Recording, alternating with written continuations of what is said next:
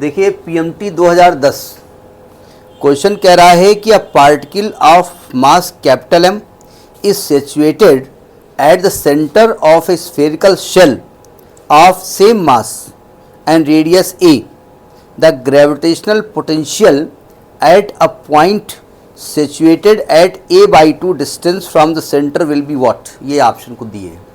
लफड़ा ये है कि देखो यहाँ पर एक स्फेरिकल शेल है और शेल का मास कहाँ पर काम करेगा, उसके सेंटर पे काम करेगा, और उसके सेंटर पे ही एक दूसरा मास रखा हुआ है, उसका मास भी इस कैपिटल एम है, और इनकी और शेल का रेडियस ए है, और ये कह रहे हैं इसकी आधी दूरी पर, यहाँ से a/2 दूरी पर आपको ग्रेविटेशनल पोटेंशियल निकालना है।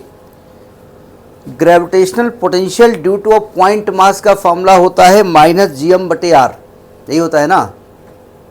तो यहाँ पर दो मास है, एक शेल है और एक ये बॉडी है, और ये पॉइंट P पे निकालना है।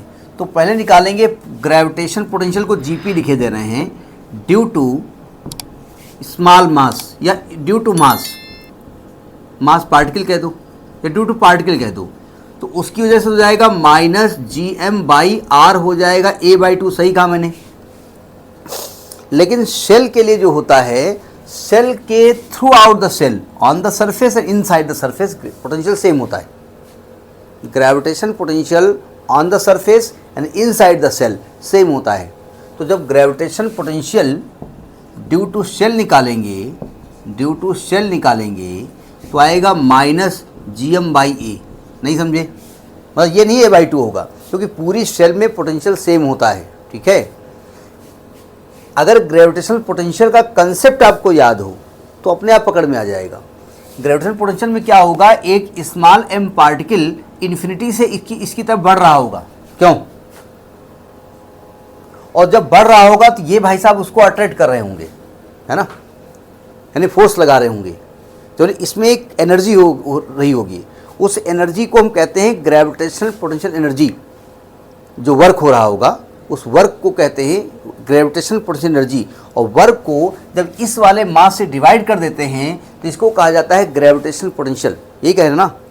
तो जब ये भाई साहब ऊपर से नीचे आ रहे होंगे, इस शेल को देख रहे होंगे, तो ये शेल पूरी की पूरी शेल इस पर फोर्स लगाती है। वो चाहे पॉइंट यहाँ पर देखो चाहे यहाँ पर देखो, ठीक है, यानी ऑन द सरफेस या इनसाइड द शेल। लेकिन ये जो मास होगा उसके लिए बॉडी जब यहाँ पहुँचेगी तब जाकर के हम वैल्यू ये वाली कैलकुलेट करेंगे।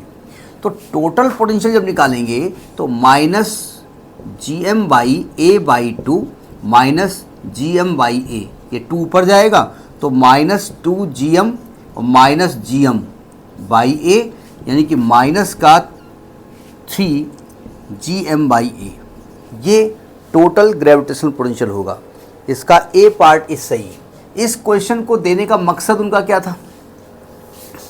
मकसद उनका ये था कि जब आप स्फेरिकल शेल की वजह से निकालोगे ना, तो आप इस दूरी को भी a/2 लिखोगे। उन्हें ये मालूम था, ठीक है। और a/2 करके देख लो, कोई ना कोई ऑप्शन इसमें मिल रहा होगा।